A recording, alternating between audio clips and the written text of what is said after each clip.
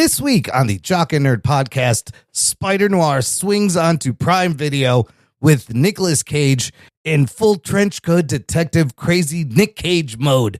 We got black and white vibes, twisted supervillains, wild spider powers, and a show that somehow feels like a live-action Batman the Animated Series by way of a fever dream. Plus, we break down the insane box office takeover by young horror directors as Backrooms and Obsession absolutely destroy the competition. Is this the beginning of a whole new Hollywood era? All that and more in this edition of the Jock and Nerd Weekly for Monday, June 1st, 2026. You know who this is, and you know why you're here. You want all the latest comic book and superhero TV and movie news, and by God, you found it. Forget everything else out there. Forget all the Scientology bullshit. This is the real deal. This is the real deal. Worship at the feet of the holy trio of geekdom, the Jock and Nerd Podcast. Play it. Check.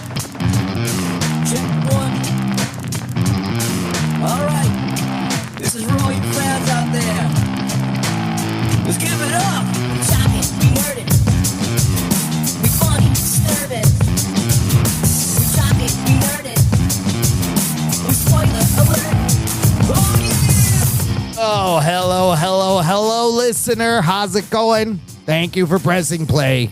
And welcome to the Jock and Nerd Podcast, where we give you comic book and superhero TV and movie news, reviews, and whatever we choose. Jock and Nerd. My name is Imran. My name's Anthony. He's the Jock. He's a nerd. And joining us is a villain that was cut from this season of Spider-Noir. Goes by the name Megafart. But maybe we'll see him in season 2. We call him Rug Boy. What's up, Rug? Watch me shake the earth with my bowels. Yeah, see, I'm going to fart all over your face if you don't answer my questions. See? Oh, that would have been better if I would have done that voice. Yeah, that's all you got to do. See, where's your Messiah now? See, I'll fart on you.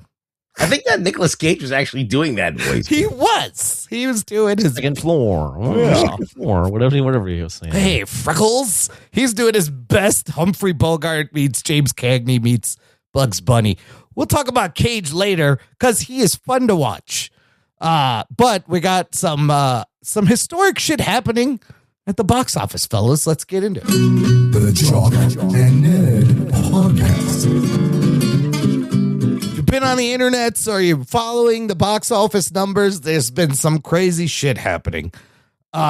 Historic shit by some accounts, but of course, as the internet is, also there's a little bit of hyperbolic statements, and maybe people got to calm the fuck down. You don't say. Right? So, because what is happening is there is seemingly a new wave of young directors who have cut their teeth making content on YouTube, ruling the box office, bringing Gen Z out to theaters in droves. Gen Z coming out. They like movies.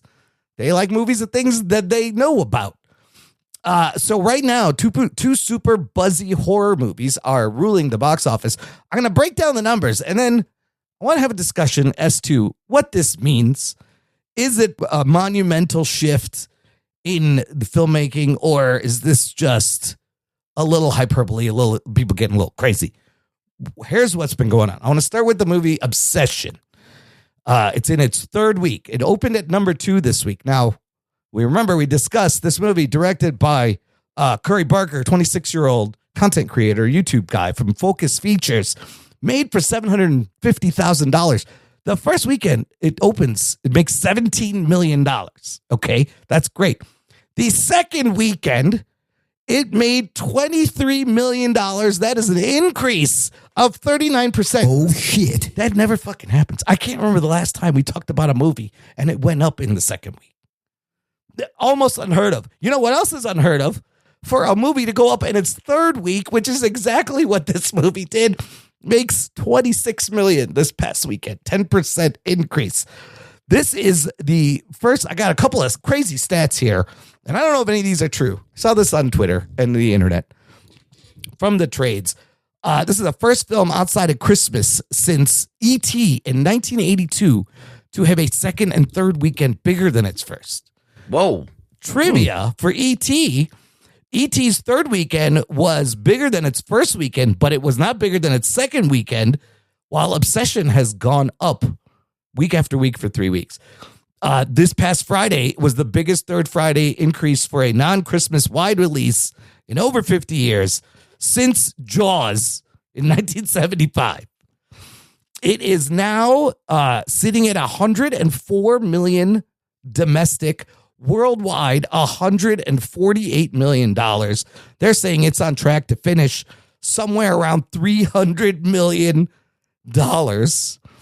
And if it does, it would make it the highest grossing sub-billion budget film in over 53 years since Bruce Lee's Enter the Dragon. Whoa. This has become Focus Features' highest grossing movie ever, at 104 domestic. Okay, so they're still coming out for Obsession. The buzz is there. The word of mouth is good. More people are going. The movie that opened at number 1 was Backrooms from A24. This one, 20-year-old Kane Parsons and his adaptation of internet folklore that started at 4chan and Reddit and became a thing, and he made little features of these weird spaces. This movie cost $10 million. It opens to $81 million domestic. Oh, shit. Wow. I can't even imagine that. Well, I don't even understand what's happening here. I know. So currently, worldwide, it's made $118 million. This is the biggest opening in A24 history, the biggest opening ever for an original horror property. Kane Parsons becomes the youngest director ever with a number 1 movie. He also has the biggest opening ever for a director under 21. This makes him the youngest filmmaker in history to top the domestic box office. The last person that did this was Josh Trank in 2012, who was 27 when Chronicle opened to number 1. So we have an incredibly rare moment here where there's 2 independent horror movies are 1 and 2 at the box office.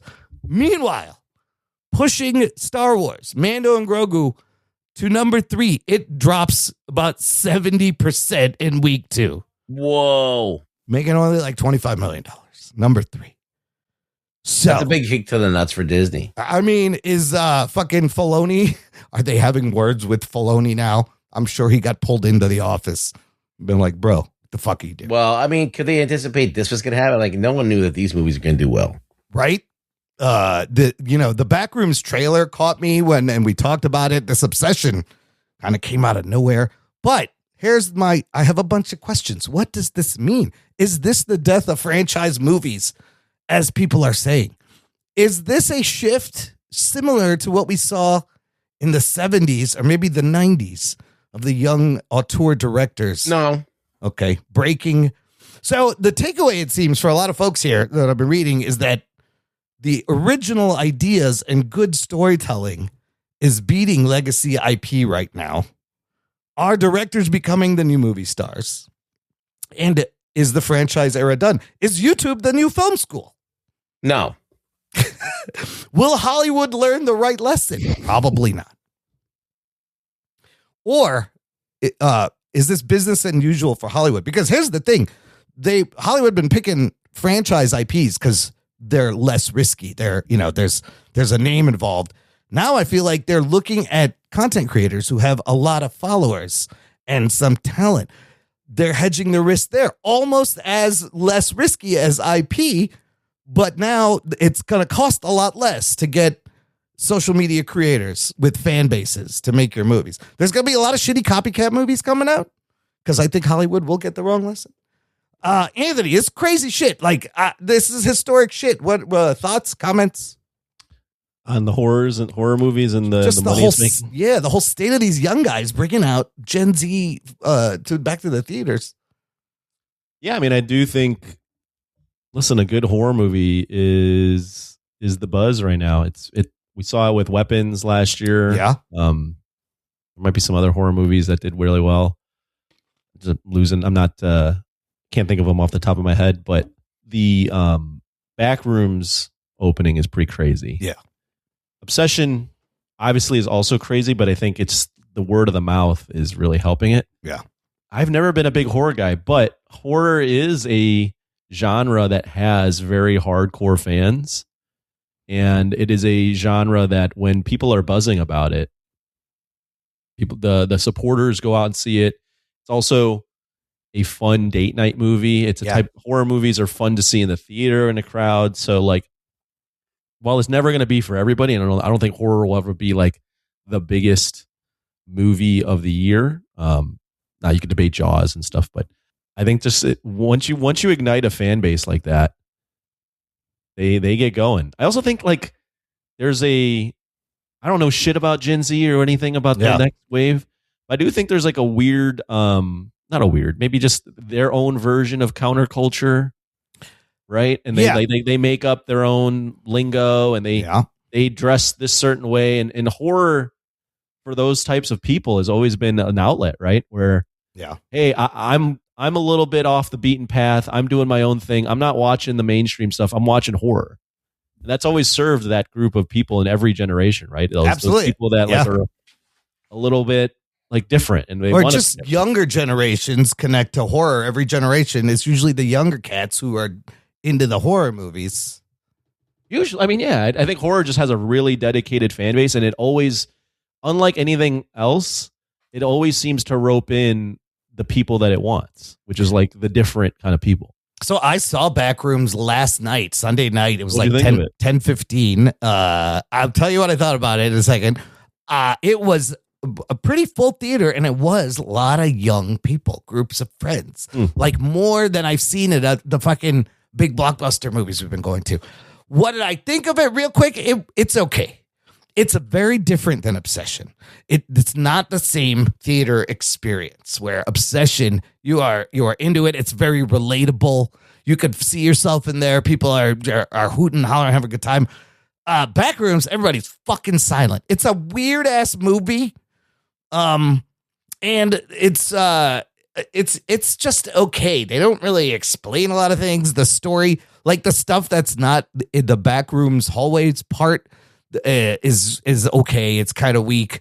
It doesn't have the letterbox love that Obsession has. I went to check it out because it was getting buzzy, and I was like, look at what's happening here. All the kids are going to see these movies.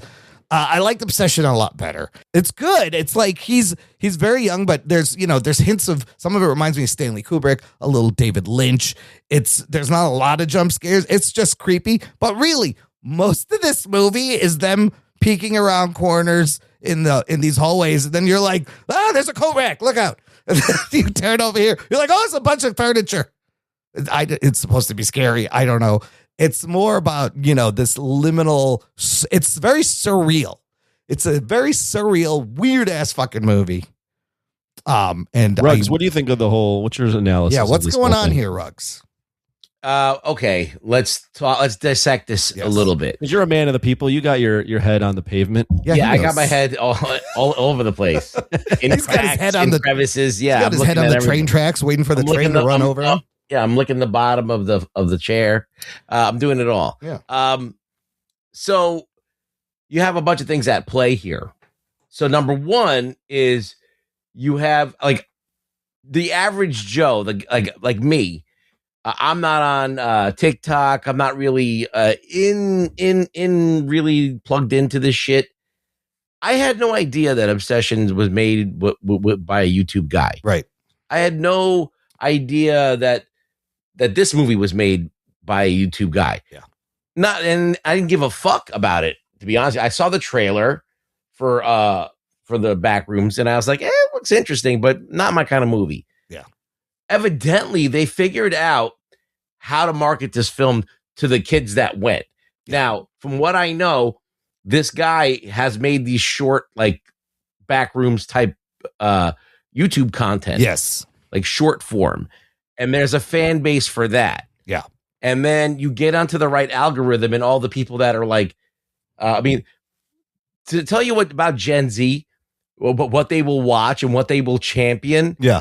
They literally watch Minecraft soap operas of people playing Minecraft soap opera characters. And they're like, have you seen this? It is epic. I'm like, you're fucking weird. And like, I don't understand how you can watch Minecraft soap operas and be like all dug in. But there are people who are so loyal to this Wait, stuff. it's like dialogue and storylines and shit? Yeah, like they have like a whole story and they're playing with Minecraft characters and Weird. it's just like it's like watching. Remember in when they had the movie Ass. Yeah. Ow my balls or ow my balls. It's like it's as bad as that. But there's Gen Z people or whoever that fucking are religiously tuned into the lore and whatever. So I feel like that this Backrooms guy had a little bit of that, like that loyal fan base. Oh yeah. And he had the algorithms, he had the hype machine around it, and the studio hyped it up to a point where it caught on and made a lot of money. Now, just because you're a YouTube guy and you have a big following doesn't mean shit. Look at Chris Stuckman's movie. I feel so bad for Chris Stuckman because you have a bunch of these. You had Markiplier or Iron Lung, Talk to Me, Bring Her Back. These were all YouTube guys. And Chris Stuckman's got to be like, hey, I did one of these and nobody said shit He's about got it. the biggest marquee value, right? Yeah. Everybody knows who he is, but no one wanted to go see his fucking movie. But this, like both, I mean, especially Backrooms had years of building a fandom. And I watched a couple of videos about where this came and it's kind of crazy. It all started with a photo on 4chan and then people just started making stories of these spaces. It's part of the whole creepy pasta kind of internet folklore where Slender Man comes and then people will make their own stories. And then this guy, Kane Parsons, builds the room in Blender, which is a free open source 3D software. Anybody can download and learn. And he used Blender to build these rooms. And the fact that it's like VHS quality, you can hide a lot of it, a lot of the things. But then for this movie, he gets money. And it's got to be wild for him they built like all these rooms. They're practical sets. It's got to be crazy for him to see that. Bro, what's your final thought there that you... Well, I haven't seen this movie. I can't tell you if it's good. No, I'm not talking about It doesn't matter. The hoopla around horror movies like these. Well, look, some of the horror movies have been good, but there's a lot of horror movies. There's a fucking shit ton of them. Right. Yes. Are they a cut above? I mean, I think Obsession was a cut above a lot of things, but there was It Follows a couple of years before that, and Smile a couple of years before that, and then there's people were talking about Talk to Me. So I mean, the fact that there's YouTube directors, the people that are learning or cutting their teeth, with their phones, making phone movies, basically. Yeah. Are they? Do I give them as much cachet as? I don't know. Maybe this is all they can do. Maybe they figured this out and that's about it. But who knows? Like Chronicle, for example. Right. Josh Trank has not made a good movie after that movie. He had promise. But then right away, you get the big budget movie and a big studio and it's these horror movies are not a big risk. They're low priced. Exactly. Right. They have a very low bar to leap over to make money. This is why everybody starts with horror. It's like you can kind of do anything. There's nowhere to go but up, really. And yes, they're cheap and the return on investment has been huge. Yeah, you're right about that. That like in studios can invest tons of money into not tons of money. They can spread their money out across a shit ton of horror movies. Yep. You only need one or two of them to hit. Yeah. Yeah. Whereas when you're investing in other stuff, the budgets are usually much higher and the likelihood of like a random drama hitting or an action movie hitting it doesn't hit like that anymore. Look at Blumhouse, look at A24, and Neon. Yeah. They're all they're cranking out. If you look at how many movies they put out a year, they put a lot out. And then one will be like the Megan, and Megan will catch on, and Megan 2.0, whatever will come out, and then that'll carry that franchise for a while, or that studio for a while. So they're low cost, they're low risk, and if you have a hype machine around it and you have a built-in audience, all those things add up to dollars. So.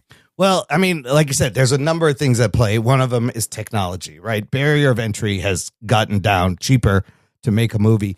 YouTube, not a joke anymore. It'll legitimize you. When early YouTube, you're like, I don't know what to do with this. I'm just going to fucking put it on YouTube. No longer does a kid who has to go to film school, get all that debt, make a movie, put it in a festival, try to get another movie made, raise money, put it in another festival. You don't got to do that shit anymore. You can build your whole movie, build a fan base, take them with you, and then all those people are coming with you. They're already invested into a studio. That's like you got a fan base there. And I really feel it's not that different from how it used to be. Like the old way, you'd make a short film, right. and then you'd get your name out there. Then you'd maybe make a small indie film and get your name out there. And then eventually someone would notice and say, hey, we've seen you do a couple of films. Let me give you some extra money, make this movie. So it's kind of like a similar thing where you make a short film or like something that you kind of finance yourself and then you get in. This way, though, you don't have to have anyone distribute it for you. You could just put it on YouTube and people could see it. Yeah, and then that's your like business card. I mean, that Markiplier guy funded even his distribution of the movie. He just went around, did it himself. So you don't think this is like a big shift of directors? And I think everyone's saying, is this the death of franchise? I mean, I think that's a little bit of an exaggeration. Well, listen, you could throw a rock and hit people with YouTube channels. Do that mean they should direct fucking Dune? No. You know, to your point, the direction in Backrooms, Kane Parson, 20-year-old, it was decent. It was competent. I heard the YouTube director. Yeah, he's the YouTube guy. But there was some controversy that maybe there was a ghost director or a mentor helping him. So I don't know how much you let a 20-year-old just come on and direct Chiwetel Ejiofor and fucking Renata Reinsva like as his first thing. But he realized in Backrooms his thing that he started pretty well. The Obsession guy is a lot more of a traditional kind of movie that is actually like pretty derivative of a lot of other things. You know, not the most original, but no, it's not. Yeah, but I think it was expertly done. Yes, it's just well executed. And Backrooms is just this different, surreal kind of quality that you kind of have to get lost in to appreciate it. Now, I think like Anthony would hate this movie. Because yes, I can see some people will think it's boring. I probably wouldn't like it either. Yeah, I can see by the trailer I wouldn't like it. And I thought at points it was kind of boring. Apparently, there's scary. It's not really scary as much as just like creepy and tense. There is some shit in the third act that's there's a chase. It's scary. There's some weird shit, but it's really just like what's around this corner. Oh, there's a fucking circle on the wall. What? It's not really. You're just like, what are these rooms? Oh, there's clothes on the ground. What the fuck is this? But it's different. It's surreal.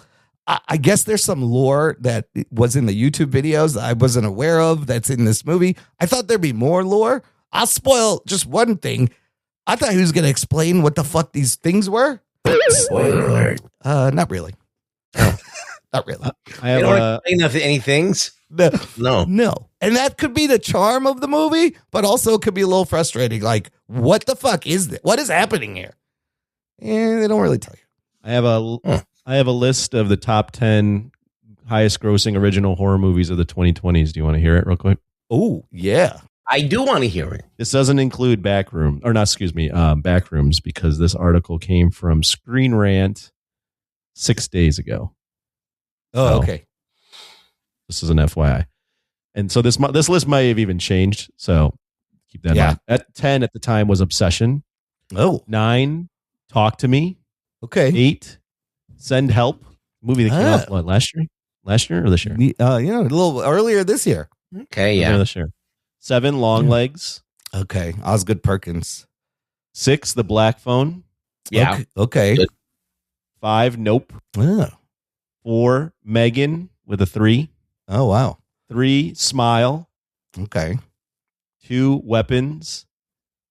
And 1 was Sinners, which can be debated if that's a horror movie. Yeah. I don't know if Sinners belongs in that. Even though it is horror, it's a little bit different. I need to see Talk to Me. I heard people say that was good. I think Backrooms it's going to join that list.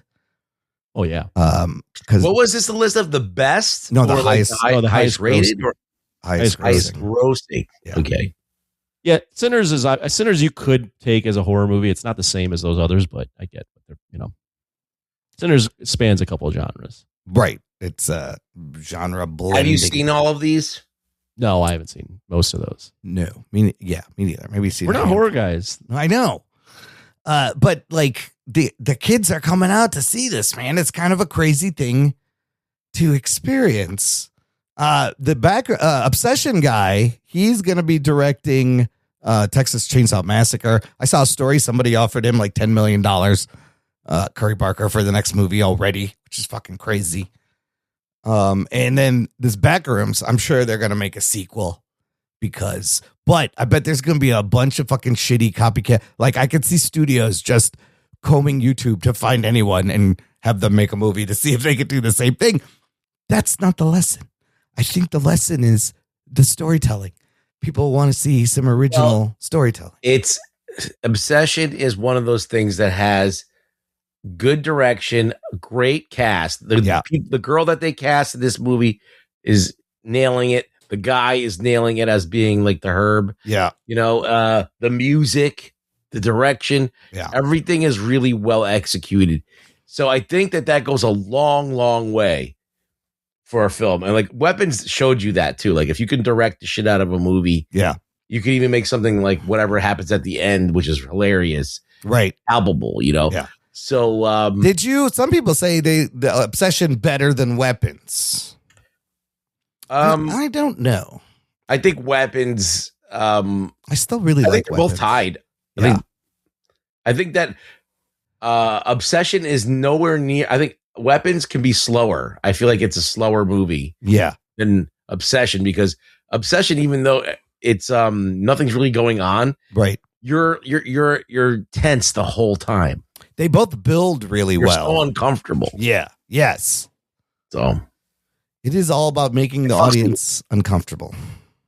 That's right. It's a cringy movie. I don't know if it's a good thing, but people like that. People like just feeling something, right?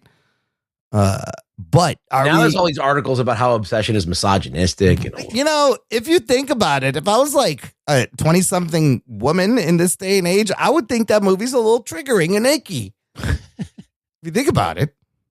But I don't know. It's a story. It's a monkey paw story. Ruggs, do you have any interest in seeing Backrooms? I don't think you guys are gonna like it. No, you just think it's boring. No, I've seen all the Backroom movie videos I need to see. Okay, so I've seen those are the other Backroom. That's the other Backroom with the couch, the one with the couch. Yeah, those are okay. I didn't see any casting couch in the Backrooms in any of the hallways. They're 10 minutes long. Yes, they get right to the point. Do you think here's the other thing regarding bigger conversation regarding the show and the stuff we like to discuss and review and genre. I feel like we're missing the boat on what the kids are into. You're saying we should watch what the kids are watching? I don't know. I feel like this Obsession became such a big story. It's like stupid shit. So just because they like it doesn't mean it's good. I mean, we should have done maybe Obsession. Yeah. I missed the boat on that. But we didn't know what was happening. Right. And I think that we're not plugged in enough to know when these things are happening. Yeah. Weapons was a different thing. Yeah. Right. We knew Weapons was happening. Yeah. I'll be candid. I'm not as into the movies this year as I was last year. Yeah. I'm not seeing as much as I used to see. So I'm not here. I'm not around the cinephiles and seeing stuff. So it's really on you guys. Son of a bitch. I mean, I think the target for these both movies, they're really targeting like 16-year-olds, right? The kids that grew up with this shit. Well, I got to also throw in here that this is a different type of human being.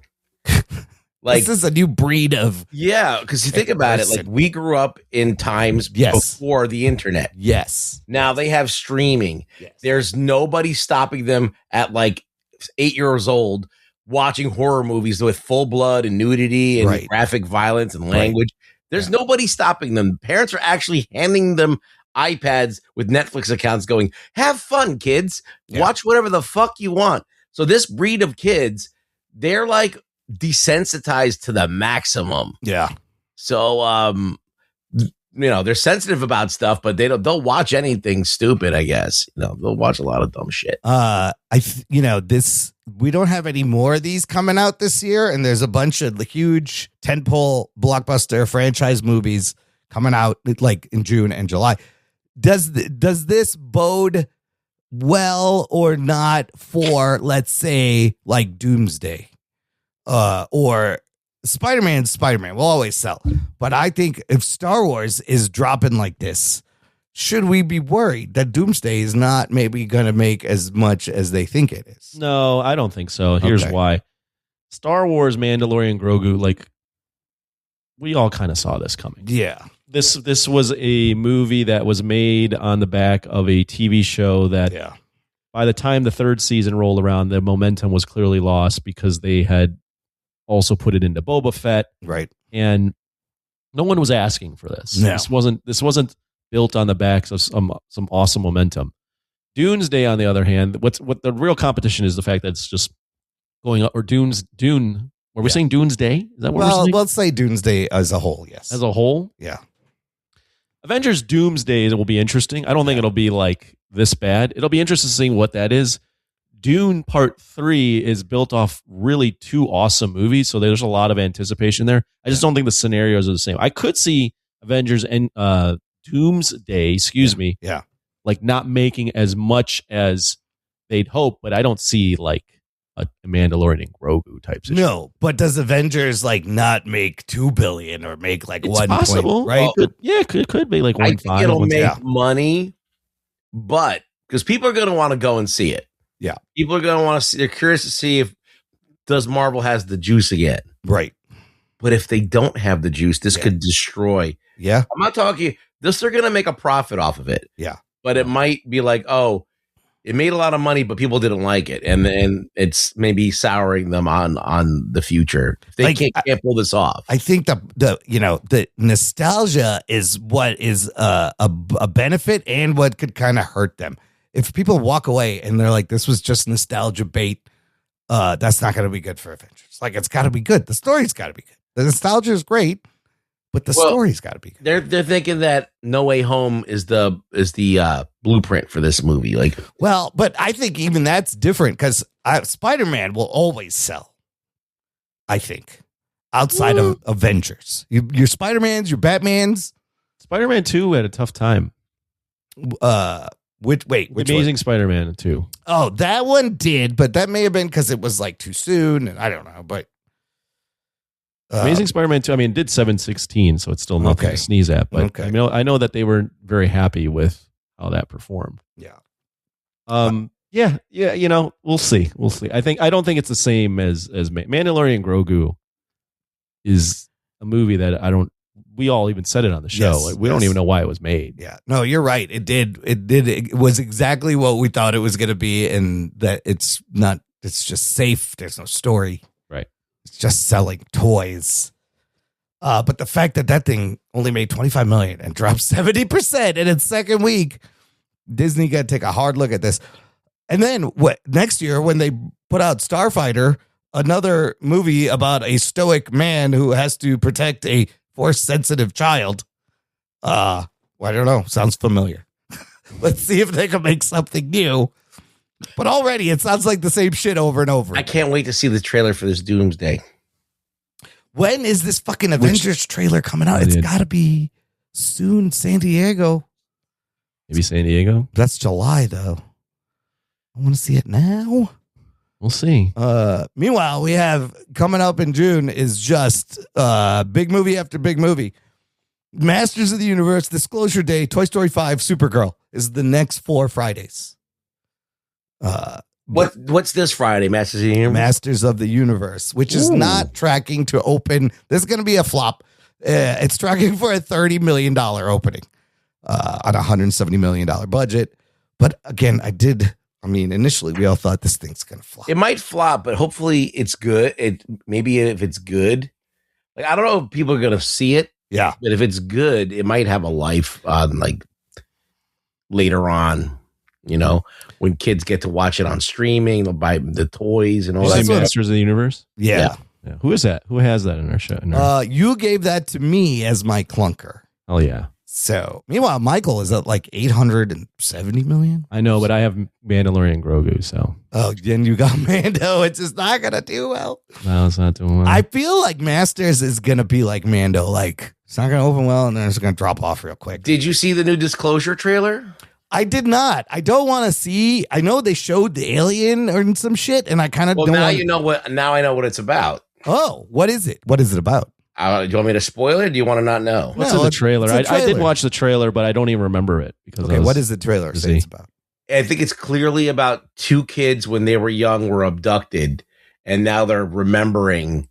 For some reason, something's triggering the memory. For whatever reason, So maybe that's Emily Blunt and Josh O'Connor are Yes. the two kids. yes, and they are kind of linked together, and one of them's on TV, one of them's a reporter or on news. They both understand this clicking language. Well, I think the aliens have some kind of connection to them. Is it? I've seen stories like once they showed the little alien that people are like, this could be a prequel to Close Encounters of the Third Kind, which I kind of want to rewatch before Disclosure Day. Because it might be. I wonder if he's going to connect them. I don't know what that movie's going to do opening like or altogether. It's kind of a crazy wild card right now. But early reactions, of course, hyperbole are going, this is Spielberg's best movie in 20 years. Which that's, I don't know how. I did see some of those reactions. Right. So. You never know what to believe, but I mean that's good. You never know. You can't trust those fucking. It'll be decent. It won't be if it's at worst. It'll be decent. Here's another issue we got to figure out. Disclosure Day opens the same day as that movie, The Furious, which I really want to see. So we're seeing Disclosure Day. I know, but maybe we got to do a double, or we'll just wait for The Furious. Yeah. No, I'll watch Furious if you watch. I gotta watch The Furious. It look fucking dope. Anyways, this may be the new thing for a little bit. Get your shit on YouTube. Get out there. Or this is just a flash in the pan. But what a weekend in late May here for these fucking two guys. I couldn't be happier for the young directors. We need something new, and they're trying to give us something new. So, anyways, listener, let us know what you think. You can join our Facebook group. It's called Jock and Nerd Nation. Jock and Nerd. There's a link in the episode description. Let us know what you think is going on here. Is this the future? Or is this just hyperbole, flash in the pan? It's a closed group just for you. And while you're there, also check out our YouTube and TikTok. We're on TikTok. Jose Ibarra followed us. Lisa Morrison followed us. Thank you. Need more followers. TikTok at Jock and Nerd. Okay, fellas, let's take a break here. We need to put like a naked girl. Oh, is that how you get? Yeah, you know what? I'm gonna do a dance. I can AI that really easily, Oh God. and it has nothing to do with anything. It's just like a hot girl. Just have like a girl like dancing with Rug Boy. Oh, I can do that. Yeah. No more AI slop. Jesus Christ. How about not using AI, nephew? How about rugs at the strip club? I just the dichotomy of you guys hating on AI and then posting a TikTok that's AI is just. I had this other story in here that I took out, but Stan Lee's estate has made a deal with 11 Labs to for his voice, so you can use Stan Lee's voice and do whatever you want. They'll probably have him reading comic books eventually, but you know what? We don't need that because I got this. The fuck's going on here? And I got this. Excelsior! Fucking fantastic. And we got Ruggs, who does the best Stan Lee ever. You don't need the AI Stan Lee. I can do it. It's a real person is doing it. Yeah, we just A real felty. we just have a real felty going. What the fuck are you all standing around for? See? What the fuck are you all standing around for? Stan Lee swearing is like the best thing ever. Fucking fantastic. Excelsior. I want your head up when I throw my fist in the air. Yeah. I want your asshole open when I put my fist in it. I want your ass up when I shove my fist into it. Yeah. What? Jesus, Stan. Spread Calm your down. cheeks. Here's the thing. You can get Stan to say all those things now. Just sign up for 11 Labs and generate. All right. Excelsior. Excelsior. We'll take a break here, fellas. We're going to play some promos.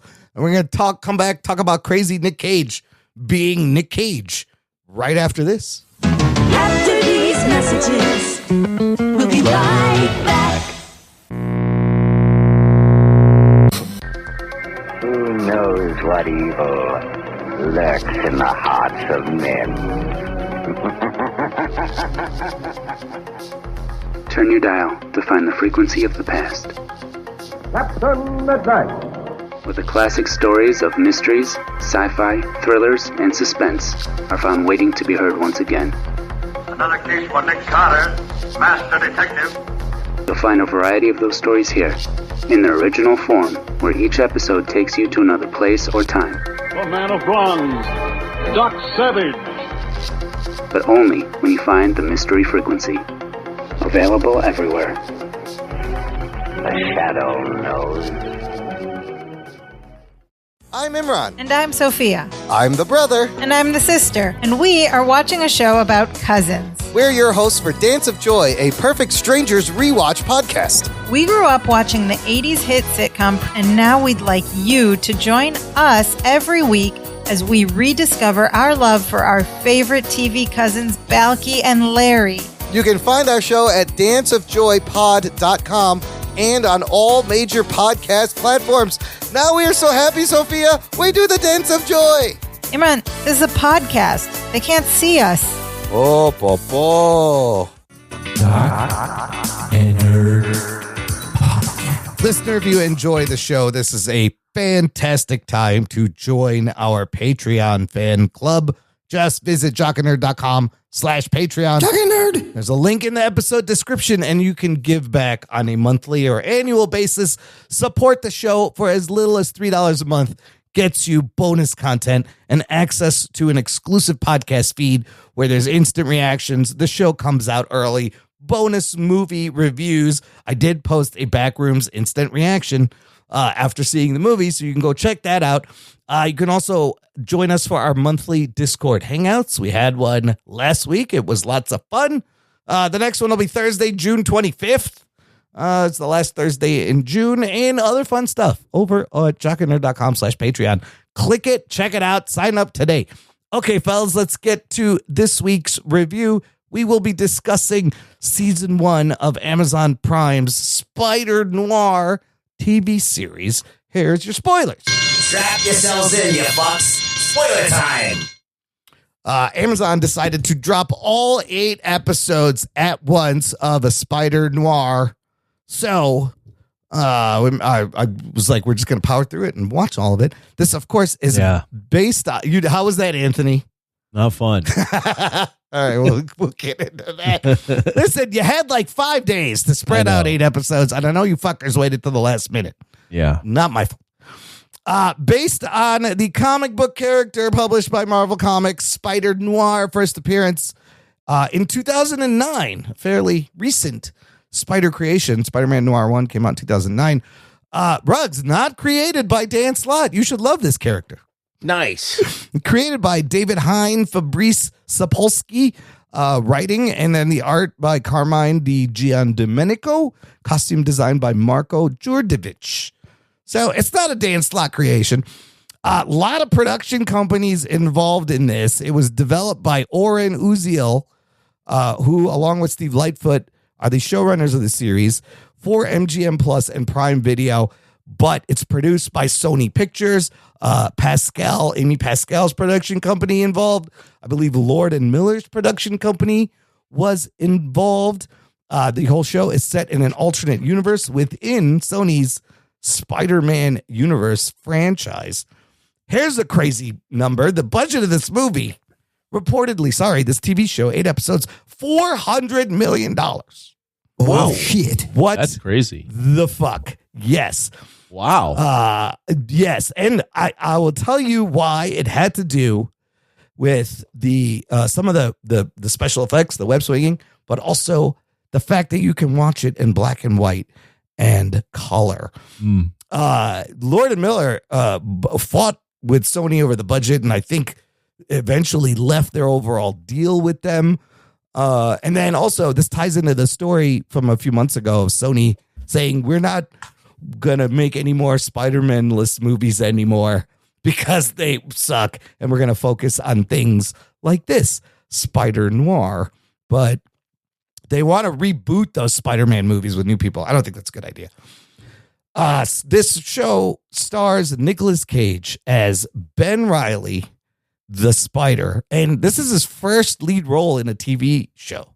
This is the first time you can enjoy Nick Cage on a TV show, which I thought was delightful to spend some time with him. Other people, Lamorne Morris, Lee Jun Lee from Sinners. That's Grace from Sinners playing Kat Hardy. You got Karen Rodriguez, Abraham Popola, Jack Houston, Brendan Gleeson also starring. Anthony, what happens? Kind of the synopsis of the season. What's the show about? Spider-Noir is with Ben Reilly in the 1920s as he early is retired. 30s, actually. Is it the 30s? Okay, yeah, the 30s. It's post-Depression. That's right. Depression era. And he is a private investigator who is retired from being Spider-Man in an alternate universe. And he is pulled back in because there are an emergence of supervillains, or not supervillains, powered people that are potentially in cahoots with the Bane bad guy who is Silvermane. And there's a web, for lack of a better term, that needs to be investigated with who is trying to kill Silvermane, how are these how are these powerful people involved, what's the involvement of this lady Cat Hardy, and a bunch of other things that need to be investigated. And all these things pull at Spider-Man, or Ben Reilly's the Spider, and make him potentially want to become the Spider again and be a hero. Come out of retirement. Now, we saw Nicolas Cage voice Spider-Noir in the Spider-Verse movies. This is not that same character. That was Peter Parker, Spider-Noir. And I don't know why they didn't tie it into that, but this guy's name... it's not the same guy. No. Well, they said that as he changed his name to Ben Reilly, so his name must have previously been Peter Parker. Yeah, I read online, or I saw on Screen Crush that that's exactly right. Like, there might be some sort of legal issue with Sony using Peter Parker, but they gave themselves plausible deniability that it still is the same one because of what Rugg said. And of course, Ben Reilly is the name of the first clone in the Clone Saga. So I choose to believe it is Peter Parker. Okay. I mean, it's exactly the same fucking character. I don't know why you gotta be like, this is fucking different. But they didn't, it's not connected to those movies. That would have been nice. They didn't do that. You don't need to watch those movies to understand this, but you can still form the mental bridge for this to be part of that. Like, we saw that guy in animation, and this is like his life live action, right? Yeah. So opening thoughts, but then I also want to know, did you watch it in color or black and white? It was kind of neat. Every episode gave you the option, and you could switch midway during the show to black and white and color, which is kind of fun. So, Anthony, let's start with you. Overall thoughts, what format did you watch it? I alternated. I think I did 3 black and white and 5 in color. Okay. And I liked both. I liked both versions of it. I think black and white adds a little bit more to it, but the color saturation was really nice in the color stuff too. So, we can talk about that if you want later. Yeah. Overall, I like the show. I was forced to binge watch it because I was busy. Yeah. So I had to pound town 6 episodes in a row on a Sunday. Yeah. I watched 2 on a Saturday night. Didn't really love doing that, but it is what it is. Overall, the show's good. I think it's really well done. I think they're going for that 1930s, 20s detective noir story. I think he said he was inspired by what? Humphrey Bogart. Humphrey Bogart, yeah. And Bugs Bunny, he said. There you go. Yeah. So it has it feels like it's of that time, but also has an inherent silliness because it's Nick Cage and he's doing Bugs Bunny and he's doing the Spider. The fun of it is the Nick Cage part, the setting, the tone. It's fun to see like who these characters are in an alternate universe, right? Like Flint Marko and Lonnie Lincoln and all these characters, but then there's also like new variations of characters or new characters. At times I did find it to be a little silly. Like, I don't really love the noir detective genre, so at times it was a little bit of a slog for me personally, just because I don't love that genre. But I'll say overall, it was very well done. The story somewhat keeps you on your toes, and I was entertained. I wouldn't say this was like my cup of tea, but I wouldn't hate on anyone that was like, this was awesome, because it very well could be awesome in a lot of people's eyes. Did you find it easy to watch, or was it hard because you had to binge through it? This is probably my own fault, but I found it to be hard because I was like, oh my God, I've got 4.5 more hours, and I just want to do something else. I know. But that's on me. I thought. I mean, I think it's a fairly. There's like twists and turns and characters that get involved, and you're like, okay, what's happening here? How is this character connected to this? But I don't think it's like a super difficult watch. No, I thought it was pretty easy, fun watch. And you've got Nick Cage. So I mean, come on, that's all Nick you Cage need. doing Spider-Man. I know. I never thought I would live in a world where I could watch a TV show with Nick Cage playing fucking Spider-Man. That is a crazy sentence to say out loud. Live action. Never thought that would happen. Rugs. Opening thoughts. How'd you watch it? Color, black and white. What'd you do? A little bit of both. Watch maybe like 2 episodes of black and white and the rest in color. Yeah. And what did you like one better than the other? And I watched the rest in color. Okay. I got this, but I want to watch color. Anthony, did you prefer one over the other? I thought black and white was like the better way to watch it, probably, as it's probably intended, but I also preferred the color. Yeah. Okay. Yeah, they were both I feel nice. like, yes, you can watch it both ways, and then it gives you something different each time, like each way. Yeah. I just was like, hey, I'm good with it was on the color, and I just let it ride for the rest of them. So I had to watch it. I had to binge watch this as well. Yeah. So I think that took away a little bit of my enjoyment of it. I just thought that this whole thing was bizarre. It is bizarre. Like, it's bizarre. It's bizarre. Like, you got a 60-year-old man. Yeah. He doesn't do much, and then the costume comes on, and then he can do everything. Then he get kick ass. Yeah, and it's like it just didn't work. I mean, like there's times where he's trying to be Spider-Man, and he's Nick Cage. Yeah, and it just doesn't match. And it's very evident that like you got a CG guy that can do everything. So they should have done that a little bit better. I thought the story was fine. I think the story was fine. I felt like there was some dialogue and some stuff that was way too modern and kind of pulled me out here and there. Yeah. But I did like the story about the Nazi experimentation. Yeah. How they were Nazis. They was just Germans. It was World War I. Oh, Germans, whatever. The Germans. Right, yeah. I always just say that they were Nazis yet. They're getting there. They're working on it. They're the pre-Nazi Germans. Yes. Were experimenting on and they created all of the so there's like a little neat little everybody's tied together type thing that you can do in an alternate universe. Like, I would never want to see this in the real Spider-Man universe, but for it to create a different tone, a different take, I think it works well in this particular universe. So everything kind of worked okay. I just thought it was bizarre. I didn't hate it. I thought it was actually better than I thought it was going to be. Yeah.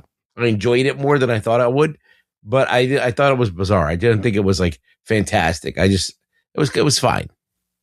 Real quick, regarding the budget and the color and black and white versions, Anthony, you are correct. They originally intended this thing to be black and white. They shot it to be in black and white. The color was an afterthought by the studios.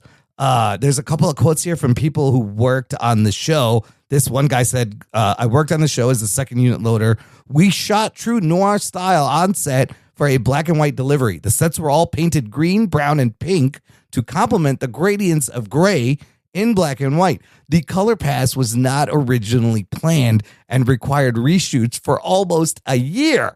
Another crew member, Arsenio J. Alvarez, said, as someone who was on the post-production side, yes, the color was an afterthought. We got the deliverables. Then the studio, not Sony, decided they wanted color. So the way to watch it is in noir, black and white, to get the true filmmaker's vision. So the reshoots and the color pass, I think, is what bumped up this budget to $400 million, which is a little crazy. But I love Spider-Man, and I had a really fun time. They nailed the 30s noir, Humphrey Bogart, James Cagney, whatever feeling they were going for. Absolutely nail it. And the reason to watch this show is Nicolas Cage. I don't know what direction he was given, but his weird Cageisms, I imagine they were like, hey, Nick, just pretend you're a spider. And then he just starts doing these weird fucking movements and twitches. I love all that shit. Anytime he was doing crazy Nick Cage shit, it was fucking great. But I kind of saw this whole thing as a Spider-Man version of a live-action Batman the Animated Series mixed with Batman 66, right? It's a little silly. It's a little campy. There were so many Dutch angles in this show. Like the fucking camera is tilted half the time, which really made me think of Batman 66. But it's super stylish. The sets, the costumes. I love the cars, these early 1930s cars. And, you know, his powers are great. It was great to see him swinging around right away. I kind of dig like the dark webbing. He's got a little bit of spider sense. You see him stick to walls and he has a little bit of strength. And we get the little origin of the guy. But like you said, Ruggs, the beauty is they can do whatever they want with this and have fun with it. And I thought they did. The supporting cast, I really enjoyed. The secretary was a lot of fun. And it's just like a nice little standalone, pulpy noir story about gangsters and experimentation. I don't know. They could have connected a little bit in the Spider-Verse. I think the cast was great, except for one dude that who didn't you like? I wanted to fast forward every time he was on. Which is who? The fat guy. The fat Electro. Oh, Megawatt himself? I fucking hated him. Who's always like quoting lines. Why did they call him Megawatt? Why didn't they just make him Electro? Yeah. So the first guy, Addison, is kind of like Molten Man. You know, he's on fire. They could have made him Electro. And then you have Sandman and Tombstone and Silvermane, who are the same names from the comics. I don't know why he was Megawatt. He was a little annoying and cocky, and I couldn't stand him at all. I was like, he was repellent. But you got a Robbie Robertson. I thought Lamorne Morris did great as Robbie Robertson. Frank Grillo should have been that guy. Oh, well, if we're going to do the Grillo meter, Frank Grillo could have been Megawatt. And then Cat Hardy was a fun character. Brendan Gleeson as Silvermane is great, but fucking Cage. Oh, Lucas Haas also in the show as Winston. It was great seeing him. He hasn't been doing things. But Nick Cage, when he's like, that is a used pickle. Or anytime he would just say weird ass things. It was so much fun. Oh, and so I watched it also both black and white and color, and I kind of enjoyed both of them for different reasons. But now knowing that the color pass was separate and done in post, it's kind of interesting, or I think. But the compositions, the shots, the feel of it in black and white was fantastic. Like it just works so well. Anybody who else stood out? Any fun moments for you guys? The fights were all right. Like you said, I do think the casting was really good. Yeah. I don't have a problem with the Electro guy as much, but I could see why some would think he's overacting.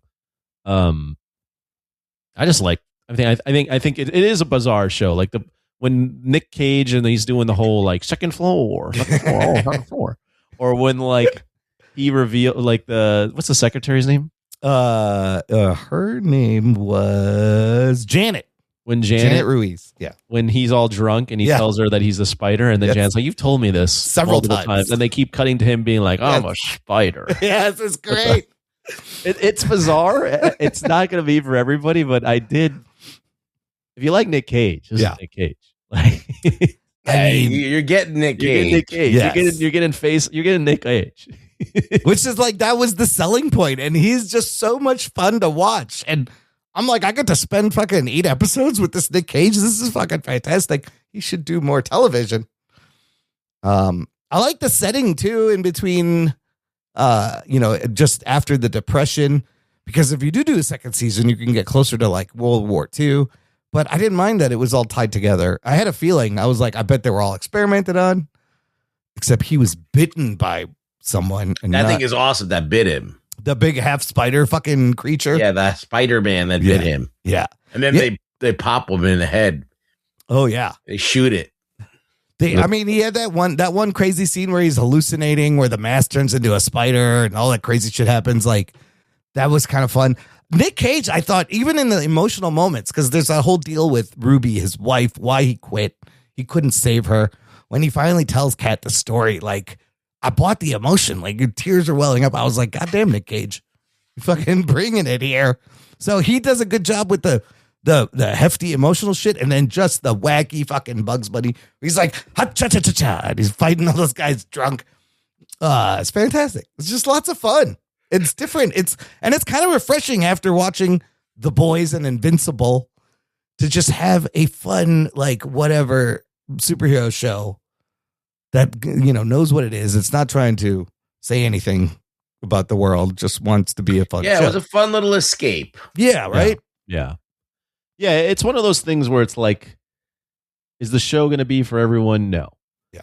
But I'll give them credit in that the show doesn't feel generic. It doesn't feel like it needs to just serve a purpose of connecting the dots for another big storyline. Mm-hmm. Like they went for, hey, let's make a superhero show, but let's also let's not just a superhero show. Let's make a show that is in a specific genre that just happens to have a superhero with it. And then they added Nick Cage, and they added the goofiness that is a Nick Cage led show. I'm with Ruggs in that, like, bizarre is a great word, because I did at times was like, who is, like, this is not for me at times. Yeah. But I respected that they were trying to do something. They did something very different. Yeah. It was a lot of like, okay, we're doing this, I guess. Nick Cage is 60 years old, and I'm supposed to believe that he's 45, like, or something. Like, did they de-age him for the whole show, or just like the flashbacks? I think just the flashbacks. But at the flashbacks, I mean, how old is he now? Like in his 60s, you said? Yeah, he's got to be 65. So the flashbacks, I mean, the World War, was he in his late 40s, 50s? Yeah, how's he in the war? So yeah, he's still old to be out there. Yeah. Yeah, he is 62. Yeah, so if this was in the 30s, the World War, probably 13, 14 years ago. So yeah, he's in his late 40s. But isn't that old to be in the war? I think it is pretty old to be in the war. Did he get drafted? What the fuck happened there? Did he sign up himself? He's a lifer. Yeah. Yeah, what else? I mean, that's kind of, it was just a fun show. I thought the ending was good. Overall, it was satisfying. I thought it was funny that Megawatt's powers, the way they showed it, were just like almost like you just drew little lines on there. It was like very lo-fi, but it worked.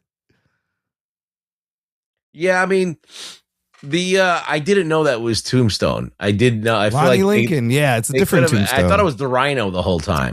Because his skin was all like. I'm like, why is the Rhino called Lonnie Lincoln? Yeah, and I didn't realize that because I keep forgetting that Tombstone is Lonnie Lincoln. Lonnie Lincoln is Tombstone. I think there's a Tombstone in Spider-Man Brand New Day also. Let's see, another Tombstone. That's right. He's making a comeback to Tombstone. Yeah, for a while I was like, is this the Lizard? I'd forgotten that Lonnie Lincoln was. The name should give it away. Tombstone. Yeah. But I mean, I like that, that was a good storyline of like the inner city and cops beating him down, and the photos he was taking were kind of cool. And then the whole cure bit I thought was also nice, except for Megawatt, who didn't want it, and he got taken out. And then Sandman is cured, and Silvermane gets shot. Yeah, she shoots him. Yeah. So yeah, I don't know why they took him out. They could have kept him at around. the end when all these powered people are like, why the fuck am I taking orders from this schmuck? You're right. Well, yeah. And that guy should have been dead. Like, Silvermane should have been dead a long time ago. As soon as fucking the Sandman got his powers, he should have been like, I'm going to kill him. That's it. Yeah, why are we listening to this guy? He's bulletproof. He got no powers.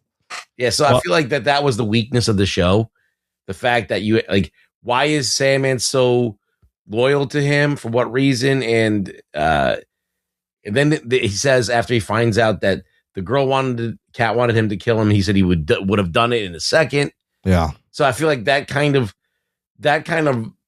puts a little bit of a wrench in the writing of the characters. But it's very odd that he had these powers and he was unstoppable, but he just chose to kind of let his woman be in this hell the whole time. So was she ever even into Ben Reilly, or was she just using him the whole time? Because she was into two guys. She loved Flint. Hey, girls, girls can fall in love with two different people. They can fall in love with whoever's got money. Yeah, it happened in Monarch. Loving two people. I did enjoy. This has been in several movies, but the first movie I thought of was when Kat is trying to kill Silvermane in the mirror room. I was like, oh my god. is this Enter the Dragon? Oh yeah, no, that was a fun little bit with that in the Hall of Mirrors. I was like, she gonna take her shirt off? They're gonna fight. She should have taken his shirt off. For Well, sure. You got She two get clawed up too, like Bruce. You know, you got two unpowered people, so like at least they did something fun with it. It could have been, but then like they're in the mirrors. There's a lot of weird like she shoots the mirrors, and then they're just like in a empty hallway or empty warehouse. I was like, what happened to all the mirrors? You want to know what a weird scene was? Yeah, when Megawatt kisses the guy and kills him, and then he goes, "That was weird." Silvermane goes, "That was weird." You remember that? Maybe. Who He's was in the jail. Yeah. Megawatt gets his powers back in the jail, and the guy who was torturing him, she kisses him. Oh, right. And then kills him with the kiss. Yeah. And then Silvermane just goes, "That was weird." That was weird. I love Brendan Gleeson's like Irish or Scottish accent, whatever it is. But yeah, Cat was a good character too. She was she was really good. I didn't realize that was Grace from fucking Sinners for a while. And I was like, she's also in the movie goddamn Babylon. Oh, she's in Babylon too. She's in that. Yeah, Legion Lee's. She's great in that too. She sings in that movie too. She is in Babylon. Oh, she's done a bunch of things. Yeah. But I don't know. Really, it's just Nick Cage playing Spider-Man. Like, you gotta watch this. What the fuck? I like how his mask got ripped at the end, and it kind of reminded me of like Tobey Maguire when his mask that's got exactly ripped. what I was thinking too. So there's a bunch of little Easter eggs and nods to things. How do you think his goggles work? That seems really advanced. Oh my god! And they light up. I know. Because there's no lycra. Like his mask is wool because it's the 30s, but those goggles were cool. And anytime he's suited up, and like that one shot where he's like crouched and he's got like red light on one side, and I was like, that shit looks dope. Like some of that shit looked dope. I love the black webbing. He had organic webbing too. Yeah. Which was I thought the organic webbing. Yeah. Came out just like Toby's on the wrist there. I like him trying to shoot the webs and nothing comes out. Oh yeah, I thought that was funny. No, I like when he's drunk in the bar and he goes web, and he's webbing the guys. It's fucking hilarious. You can tell Cage is having a ball. He should do more television. I think it's the perfect role for him because he's hamming it up. He's doing it the fucking perfectly over the top shit. And it's all that, man, see? Yeah. Yeah. I feel like, look, for what it is actually pretty enjoyable. Right. The fact that you have Nicolas Cage, 62, being Spider-Man. It's crazy. In the 30s. In the 30s. And it's filmed in black and white. It's a gangster, yarn. It shouldn't work, but it does. It shouldn't work. It barely works, but it does. Yeah. It does. It works enough. I mean, the show's pretty confident, I think, in what it's trying to do. Did you like that the lady scientist found the cure immediately? Oh, yeah. I mean, at first, cure? Yeah. It was in one episode, and then she cured him. Ogden. I love when Ogden, he goes, "Oh, you're back. What are you going to do now with the rest of your life? Freckles?" And he's just like going crazy. But I think the best is whenever he's trying to act like a spider. It was just so weird. His hands and his little ticks. And I was like, that's great. Just do that for fucking 8 episodes. I'll watch this. But yeah. All right, Anthony, give me a curling score. into a ball. Remember, he was like curling into a ball. Oh, yes, when he's all like fetal position. Oh, yeah, when he's in the hospital bed. And he's I like when they took him out of the, I forget where it was, when he was all drugged up and he's like, yes, he's like in the fencing position. Like, it's like he had a stroke. Yes. His like legs are bent and his arms are up. Yeah, he's like in a seated position on his back or whatever. It's funny. It is. I mean, there are some moments in there where it's like, this guy, they're just letting him do whatever he wants. Yeah, you're like, what are you doing, Nick Cage? This is hilarious. It's like slapping the wall and trying to climb. Yeah. I wonder how I'd be curious how you guys feel as Spider-Man, like true Spider-Man fans. Are you like, this is fine? Or are you like, this is kind of a joke that they're making? For me, I'm like, it's got to be an Elseworlds, and it's got to be, and I can enjoy it. Do I need this? Would I rather have a real Spider-Man? Of course, real Spider-Man movie. You're never getting a real Spider-Man TV show. But for, like I said, alternate universe where you can have fun, do whatever you want. And then I still felt like I got enough of the Spider-Man. It's kind of like a depowered Spider-Man. It is. And there's no like, I guess there is an Uncle Ben moment with Ruby, but not really. It's after. And the line about power and responsibility makes sense where he just doesn't want the power. And he's about to take the antidote. And he's like, well, with no power comes no responsibility. I don't want to do this shit. So they pulled that line in, but it had enough like Spider-Man-isms, like spider sense and webbing and swinging around that I was fine with it because it's an alternate thing and they had fun with it and it was different. Yeah, it does ride a lot on Spider-Man's coattails and like trying to reinvent all the characters and all that stuff. That's what some of the fun is there, like doing the twist, but it does it enough where it's enjoyable. I feel like it was bizarre, and it was interesting just to see what they were going to do. And I think I would love to see a Nick Cage and Bruce Campbell be in a movie together. Oh my god! Oh, that would be fun. Two old weirdos. That would be fun. Yeah, Silvermane was all right. So, like the first episode, he kills that dude, and you're like, "Oh shit, Silvermane will fuck around." But then he doesn't really kill anyone after that. Yeah, he just sit around eating nuts. He's eating peanuts. How about that? Back where you could just get a nice warm bag of peanuts on the street while you're walking. How many hot dogs did he eat? I know. How many hot dogs is Spider-Man eating this? He's eating a lot. I think I counted like 7.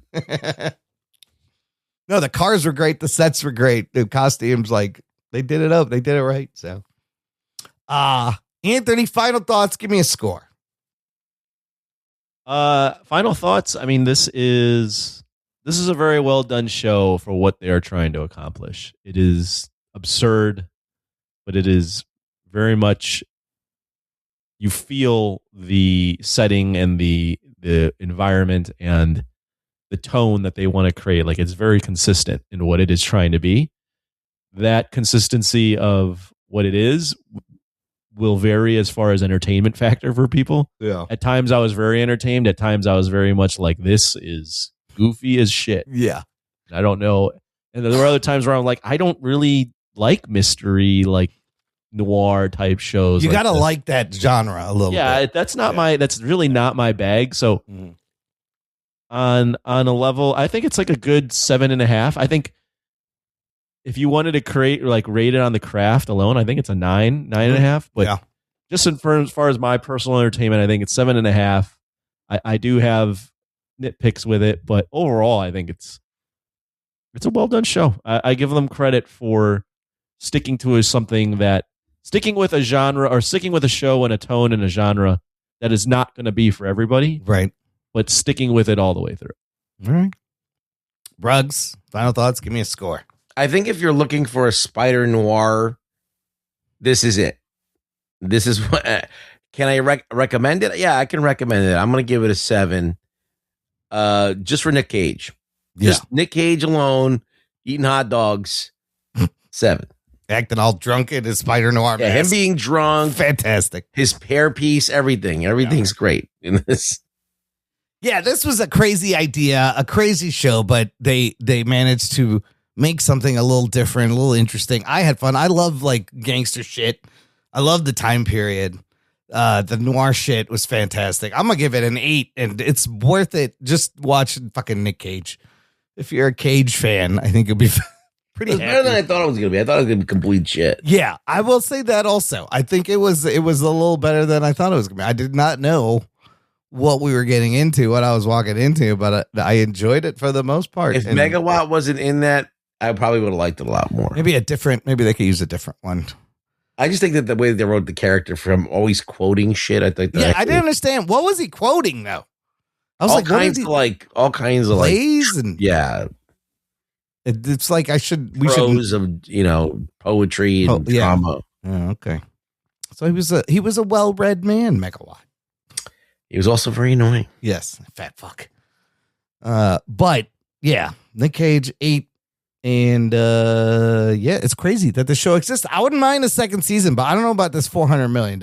Like, you can't It should be not sustainable at all. Yeah. It should be like 150 max if you really go. I don't know how yet. I mean, I guess with the setting and all that stuff, but Jesus Christ, $400 million. Yeah, period piece. You got to build all those sets and get all that shit. You got to clear all the sets. You got to get the cars. You got to get everything. That's true. So it was really it was Amazon, because Nick Cage wanted this in black and white. He said so like he can turn kids on to black and white stuff. He wanted to force people to watch this in black and white. And Amazon had cold feet last minute, and they're like, we need a color version. But the color was also very vibrant, and it was also well done. I don't know how they did it. If everything was painted, like they must have reshot a lot of shit. So there was some obvious green screen going on, or plating, or whatever you compositing going on. You could see it, but it was still enjoyable. That's what I expect. I didn't know they spent that much money on it. Yeah. Now that I know they spent that much money on it, I'm like, ooh, that's weird. But I thought like it was a low budget show, to be honest with you. I thought it was like, not like I would never have guessed 400 million. I mean, do they need it in both in color and black and white? I don't know. It's kind of gimmicky, but I could see like them being hesitant that it's going to turn people off. Well, they want to get young people, and young people aren't interested in watching that shit. So I actually, would you recommend black and white or color? I think I'm going to say, black and white, if that's what they intended. Now I'm curious about that. It's true, like noir in terms of... I would say black and white's really the way you need to watch it. Yeah. But I read online that they put it in color too because they figured the younger generation wouldn't care to watch it. Come on, kids. You can watch black and white shit. It's fine. I don't want to. Just imagine. My YouTube is in color.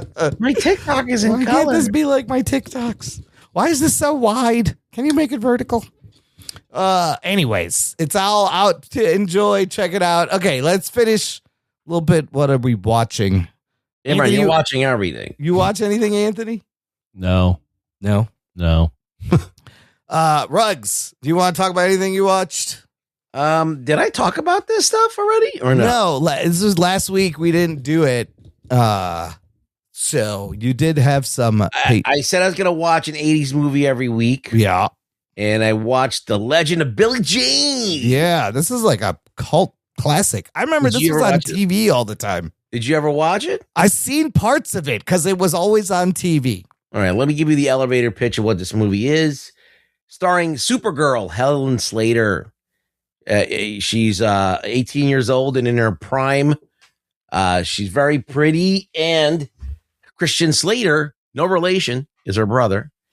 And he gets a new scooter. And they're in Texas. It's very hot as balls down there. And they go to the lake to have a swim. And they get accosted by some assholes. And the assholes, like, they kind of try to assault Billie Jean, and they end up taking Christian Slater's scooter and wrecking it into a bunch of pieces and beating the shit out of Christian Slater. And so this pisses off Billie Jean, and she shows up at everybody know they're from a small town. Everybody knows each other. She shows up at the store of the kid's father, demanding money for the broken scooter. And the guy tries to sexually assault her. Yikes. Saying, hey, if you fuck me, I'll pay for the scooter and we can make a payment plan. It is the 80s. And so all of a sudden a scuffle happens and the fucking guy gets shot. And now she's on the run with her brother. And it's like a viral thing. Like the story goes viral. This beautiful blonde young girl shoots this guy who's, whatever. And all of the teenagers are on her side. And she becomes this like kind of viral sensation. Oh, and great. People are helping her, like whatever, like fuck the man, fuck these guys these men that are trying to fucking whatever. She cuts her hair off. She sees a Joan of Arc movie and is inspired to cut her hair off. So she sports those 80s pixie cut, Yeah. And she's kind of on the run until they finally can get her to show up and turn herself in, and lots of things happen, but the soundtrack's 80s, got Pat Benatar all over it. And it's got Christian Slater. It's got Peter Coyote, and it's super 80s movie. So I checked it out. I thought it was all right. I think it's very. I've seen this movie a bunch of times when I was a kid. It was always on TV. Yeah, it was always on TV. I just know it because Yeardley Smith is in it, and she goes on to voice Lisa Simpson. That's correct. This is pre-Lisa Simpson, Yeardley Smith, and she sounds just like Lisa Simpson. Yeah, she's in there. Yeah. Yeah, so it's another 80s movie. Another 80s movie about strong female leads. I just got a couple of TV shows and made-for-TV movies. I will tell you if they're good or not. Let's start with Jack Ryan, Ghost War. This is a movie-length thing based on the Jack Ryan show with Krasinski. I've watched a couple of seasons of the show. I've enjoyed the show. I did not like this movie. I would not recommend this movie. It's a little convoluted. I don't like. It was not good. It was not good. I would recommend a couple of TV shows on Apple TV Plus. The first one, Widow's Bay. Has anybody heard anybody talking about Widow's Bay? Dude, this is a great show. If you like Stephen King, if you like Lost, if you like a little Twin Peaks type weird mystery, you will enjoy Widow's Bay. It's about this island called Widow's Bay, and the mayor, similar to the guy in Jaws, the mayor knows that there's a curse on this island, but he wants tourists to come. So the whole show deals with the folklore of this island, the various curses, how to remove the curse. It's fucking trippy and wild and lots of fun, unpredictable. Really good show. In a similar vein, there's a new show on Netflix called The Boroughs from the Duffer Brothers, who did Stranger Things. This is Stranger Things in a retirement center. It's Stranger Things with old people. Similar to Widow's Bay, they're stuck in this town, this senior center, and there's monsters, there's a mystery. Fun cast in The Boroughs. You have Alfred Molina, who's great, Gina Davis, and Alfred Woodard, all in this trying to stop these monsters. So it's like Stranger Things in a fucking old folks home? Yeah, it's a little predictable. Widow's Bay is a lot better, but Boroughs, all 8 episodes are out. Widow's Bay is still, there's 7 episodes out, and I think the finale, or it might be 10. Between those two, they're similar. Widow's Bay is the better show. And then I checked out this other show on Apple TV called Maximum Pleasure Guaranteed. This one is also kind of a fun thriller starring Tatiana Maslany. She plays a divorced mom. She's got a kid, and she's been going online, and she gets into a relationship with this cam boy who, you know, they do stuff, and she has weekly meetings with him. And then she witnessed, this all happens in the first episode, she witnesses an attack on this cam boy. Somebody comes in and takes him, and then they're ransoming him. They're asking her for money, and she goes to the cops. They got to figure out, is this a scam? Is this really happening? And she deals with kind of these internet scammers or possible scammers, possible real. And any time does she turn into the Hulk? She does not turn into She-Hulk. Okay. She's not Jen Walters. She doesn't twerk either. She's not twerking in this one. I love Tatiana Maslany, though. I know Orphan Black, fantastic show where she plays like 7 clones. I thought she was good in She-Hulk. It wasn't her fault. The show was fucking bad. She did a good job. I wouldn't be mad if they bring her back in the MCU. She's a very good actor. Yes. So recommend Widow's Bay, Maximum Pleasure Guaranteed. Medium recommend The Boroughs. 0 recommend Jack Ryan, Ghost War. I guess I'm going to skip that one. I mean, you can watch it. You're not going to like it. And then I don't know if I recommend Backrooms. It's okay. I recommend Obsession. The best thing about Backrooms, as I came out of the theater, it was like 12:30, and in the parking lot is a Michael Jackson impersonator singing Human Nature, singing and dancing. It's fantastic. Had nothing to do with the film, but nothing to do with the movie. I was like, oh, you got a Michael Jackson concert out of the fucking parking lot. I'm surprised the cops let him do it because it was real late and he was really loud. But he was pretty good. The whole getup, he was singing. I was like, goddamn, he was pretty good, Michael Jackson. Just random shit. Next week, our assignment is Masters of the Universe. Is this thing gonna flop? probably, like I said, they're expecting a $30 million opening, which is not good. He-Man's got floppy boobs. He-Man's gonna have floppy boobs. We'll see if Jared Leto can help this. I actually heard that he was good. I'm like just slightly into seeing this. I don't know. I heard it was like mid, but mid good. Yeah, if he can kind of find like some kind of magical fantasy realism that has heart, I think it could work. And at least it's on Eternia for most of it and not on Earth like Dolph Lundgren movie, which I love. Right. But I don't think it's. I don't see very much chance that this is good. Yeah, that it's good. Yeah. No. Yeah. I think Just think about this. The name of the character is He-Man. Yes. And you got Fisto. He-Man. He-Man. And Fisto. And Fisto. And Trapjaw. Yeah. Well, I mean, there's a universe where this is like campy good, but I don't see. I know you guys love this, but it's not. I don't know. You know, at this point, it's nostalgia. It's like, what can they do with this?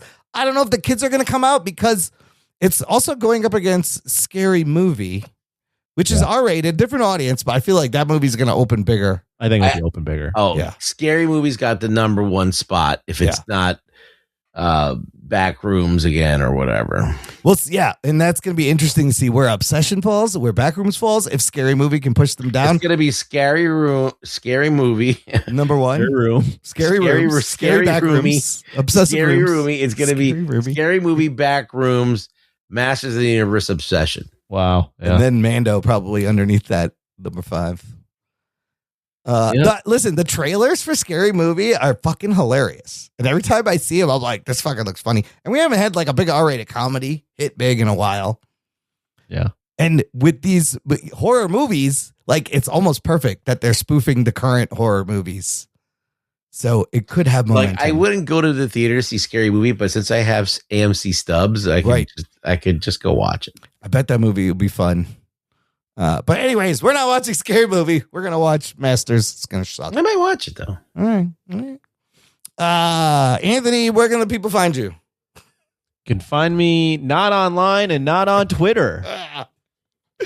Not on TikTok. On TikTok. TikTok, yeah. I don't even. I mean, I have a profile, but there's nothing. Yeah, it's literally just nothing to look at. It's just a view. That's why you have. I don't even look at TikTok, to be honest. Rugs, where can the people find you online? Oh, you could find me at Rug Boy Show. Is it? That's what it's called. Yeah, on Twitter. Yeah.